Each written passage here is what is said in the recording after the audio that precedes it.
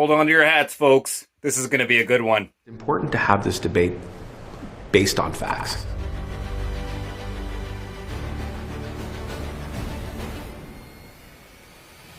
Is just nonsense. It won't make any difference whatsoever. Close to 90% of those handguns can and are traced back to their origin in the United States. This issue is not law-abiding Canadians who want to own firearms. The issue really is people that are involved in criminal activity. The guns are not from law-abiding citizens that are being used in crime. They're guns smuggled from the United States. Those engaged in handling those firearms are not law-abiding licensed gun owners. We need to be careful about misinformation and disinformation in this. We've explicitly and specifically not targeted law-abiding firearms owners. With no warning and no consultation, the Liberals have announced their plan to ban hunting rifles and shotguns. The hunters have become the hunted. Keep on trucking in the free world. The federal Liberals scared Canadians by describing some firearms as assault style, even though they knew that the only difference between these firearms and conventional rifles and shotguns is the styling. They also told Canadians repeatedly that these measures were not targeting law-abiding hunters and farmers. And this lie was laid bare by the amendments to C21. Well, it happened. The Old Farmer's Almanac was right. Combination of La Nina this season and, well, take a look.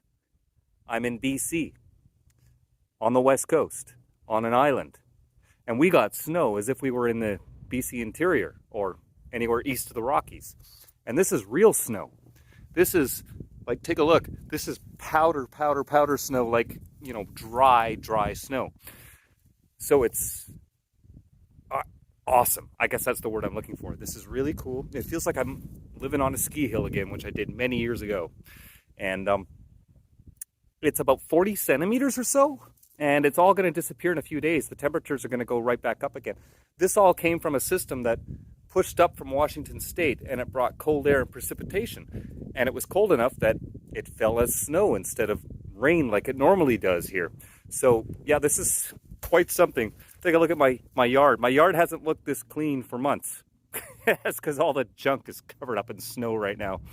One of my cats was insistent on going outside, and so he had his very first experience dealing with over a foot of powder. He's not impressed. You know, I should have thought ahead and had the hot tub running before it started, but oh well. My van, I don't know. It's somewhere underneath that igloo right there. You see that? Yeah, that's my van. The bright side is, because I'm off the grid and I don't have any running water and plumbing to my cabin, is, well, I have unlimited water. It's all around me. I just scooped it up, put a big pot on the wood stove and heated up some water, then jumped in the shower stall, and that's how I had my shower. So I had a snow shower, basically. And, well, you know, if I'm thirsty, I can just break pieces off my cabin. It's pretty cool. And that's my view as I sit on my couch. Not bad, eh? So let's get to the subject matter of this video, and that is, of course, our wonderful Prime Minister, who ever since, well, May of 2020, during lockdowns and all of that tyranny going on, when he decided to ban a whole bunch of firearms. And that was an order in council, so basically like an executive order, bypassing democracy, bypassing parliament, to just arbitrarily ban scary-looking rifles, like black-colored rifles, which are no different than any other rifle, but they look scary, so they have to be banned, and it's really good for his voting base, and it gets people to vote for the Liberals, at least the people who normally would. And you know, the Liberals always use law-abiding licensed firearm owners as the low-hanging fruit to garner votes, because most of their voters are simply ignorant about the issue, and scary buzzwords work on them. Well, since then, let's flash forward a little bit. This year, he decided to do this handgun freeze, which doesn't mean that they're banned. It means I can keep my handguns, and of course, when he announced that, the whole country sold out of handguns. He became the best handgun salesman in all of Canada's history. And now it's going through Parliament. The proper process to pass a bill, which was supposed to be for this handgun freeze. Who knows if it'll be temporary or permanent in the long term? But and at the very last minute, the Liberals added an amendment to the bill, which had nothing to do with handguns. He just slipped in a list, something like 300 or 400 pages thick, of rifles, long guns that they want to outright ban. Had nothing to do with the handgun freeze. And a lot of these were the ones that were on that May 2020 order in council. And there's a lot of lawsuits against that right now. So it's making them look bad, and there's possibility that they might not get away with it. So I think they're trying to sneak it in, this legislation, so the lawsuits are all going to be history, and it'll just become law that all these guns are banned. Well, they went a little too far, because tons of these rifles are regular, ordinary hunting rifles. Of course, forget sports shooters, a huge industry in Canada. They don't have the pull that hunting does in this country. And suddenly, hunters across the country started speaking out. They realized now finally the fight has come to them. We warned you, all you hunters, all you FUDs that didn't care if our black rifles and handguns got banned, that eventually they would come for your rifle too, your deer rifle, your rabbit guns. Well, now they are. So we were right, and now the hunters are joining in the fight. Better late than never, I guess. But because of that, it's caused a huge backlash across the country. People are standing up and speaking out against this bill, and it's now been stalled and delayed. The Liberals wanted it passed before the holidays. The Liberals continue to deny that they're going after Canadian hunters with their latest gun ban, but the ban list is out, and hunters across the country have seen many of their commonly used firearms on that list. Hunters from Quebec, from Ontario, the Prairies, the North, our Indigenous hunters are all speaking out. Even legendary Montreal Canadian goalie Carey Price is speaking out, Mr. Speaker. And the CBC, in fact, just today said the list, quote, includes a number of long guns in wide use by Canadian farmers. So why won't the Liberals just admit that this was never about public safety and it was their target all along to go after law-abiding hunters, sports shooters, and farmers, Mr. Speaker? This was their plan all along. Today I was removed from the House of Commons for telling the truth. And I was raised by a very strong woman who told me never to back down from the truth, and that's exactly what I'm doing. The Liberal government got up in the House of Commons and insinuated that Conservatives have been obstructionists when it comes to Bill C21, that we are part of the problem. And they were talking about a sneaky letter written by Liberals, the Bloc Québécois and the NDP that Conservatives were not invited to participate in. And this is carried out in light of the Liberal government bringing forward the most underhanded amendment in the most underhanded way that is the largest ban of Canadian hunting rifles in the history of our country. So again, they have banned the largest and the biggest and the most incredible change to impact everyday hunters. Millions of hunters will be impacted by what they've done, and they brought it forward at the 11th hour in the most sneaky and underhanded way. And for the past week, in partnership with the Bloc Québécois, the Liberals have filibustered and not allowed Conservatives to weigh into the debate at Public Safety Committee. And so today in the House, to hear a Liberal accusing us of being the problem, insinuating that we are obstructionist, is the most hypocritical thing I have heard in the 3 years that I've been elected as a Member of Parliament. You guys know that the Liberals tried to sneak in a last-minute amendment to Bill C21 to further restrict access to semi-automatic shotguns and rifles, including those primarily used by hunters, farmers, and sport shooters. During question period on Thursday, several NDP MPs stood up and denounced the government's move. NDP MP Taylor Bachrach said people feel hoodwinked by the last-minute amendment as the government goes after the tools his neighbours use for hunting, predator control, and backcountry safety. When is the Prime Minister going to realize the mistake he's made, fix this mess, and back up the bus? Meanwhile, NDP MP Alistair McGregor also had some choice words for the Liberal government, and we'll play those for you now.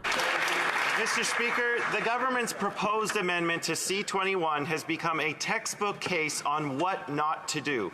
This change was brought in at the 11th hour with no consultation and no testimony. It has distracted from the original purpose of the bill, and it hurts rural communities. Hunters, farmers, and Indigenous communities are outraged that some of the rifles and shotguns that they used to provide for their families could be banned. The Minister of Public Safety blindsided Canadians when he made this mess. How is he going to fix it? But not everyone was so impressed. Conservative MP Dane Lloyd said it's about time the NDP joined the official opposition in standing up for firearms owners. And as you know, as I've talked about before, several provinces have already stood up to fight against the Liberal gun grabs, which is great. Even if just one province does, that's going to put... That's like throwing a wrench in the whole damn thing, because how is this going to be enforced anywhere else if an entire province is standing up against the feds? But not just one, but 2, 3 provinces and a territory have stood up against Trudeau and said they're not going to have anything to do with this. And now Alberta is going a step further. Check this out. As Alberta's Attorney General, I have directed that the Alberta Crown Prosecution Service take over the handling of charges involving the Firearms Act starting January 1st, 2023. Currently, the federal government handles cases involving the Federal Firearms Act. Provinces have the constitutional jurisdiction to handle federal criminal law charges, including charges under the Firearms Act. Alberta's Crown Prosecution Service already has the expertise to take on this work, and any further resources will be provided. I've sent a letter to the Federal Minister of Justice as of this morning advising him that Alberta is taking this jurisdiction back. Alberta's Crown prosecutors will now determine whether or not to pursue charges under the Firearms Act, not federal government lawyers. The protocol states that it will not be in the public interest to proceed with the prosecution of a charge of a possession of a banned firearm where the following factors exist. First, that the accused lawfully obtained the firearm or prohibited device before May 1st, 2020.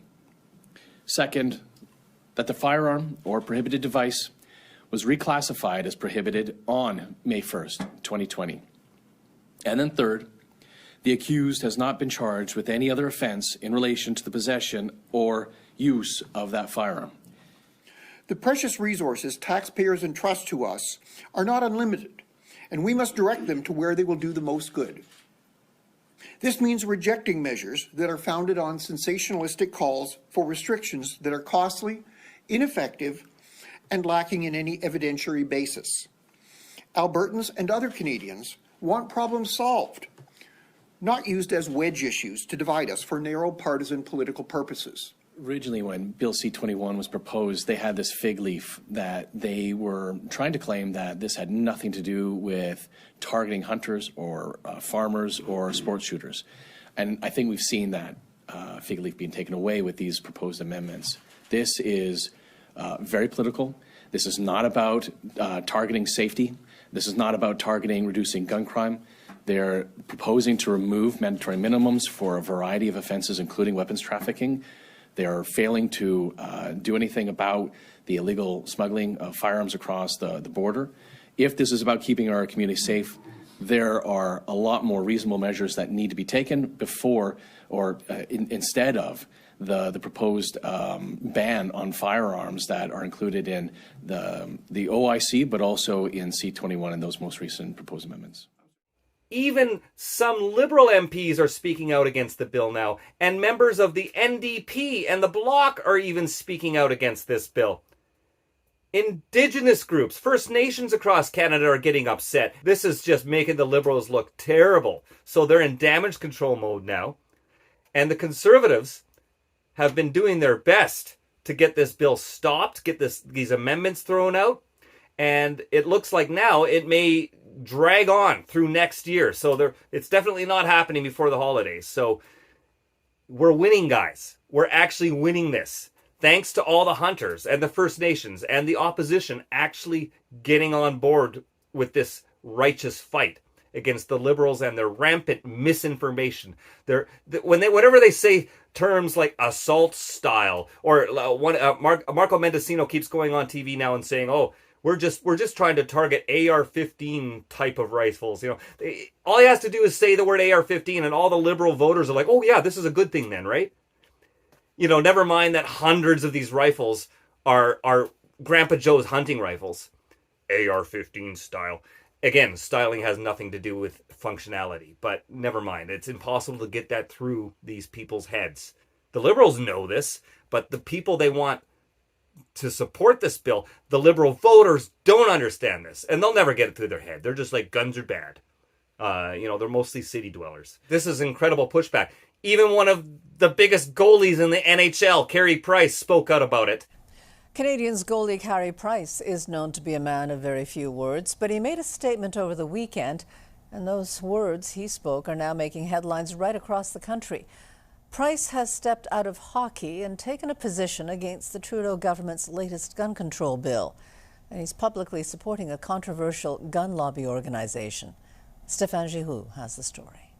The Instagram post shows Carey Price during hunting season criticizing Prime Minister Justin Trudeau over the gun control bill C21.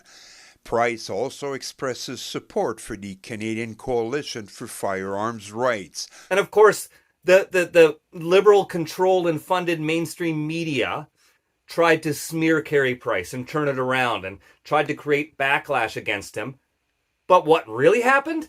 Thousands of Canadians, coast to coast to coast, men, women, couples, families, children, you name it, all posed for photos with their firearms with similar quotes in the captions like Carey Price, with the hashtag #IStandWithCarey. And they're all showing their support for Carey Price and their disapproval of what Justin Trudeau is trying to do. So the smear campaign didn't work. Canadians are standing up everywhere against what's going on right now. So we've needed this for a few years now. The Liberals will not give up until even your slingshots are banned. So far, not a single firearm in this country since Trudeau has taken office has been turned in. It hasn't gotten to that point yet. And you know what? I don't think it ever will. And even if it did get passed, good luck with compliance. In a country this big, it ain't gonna happen.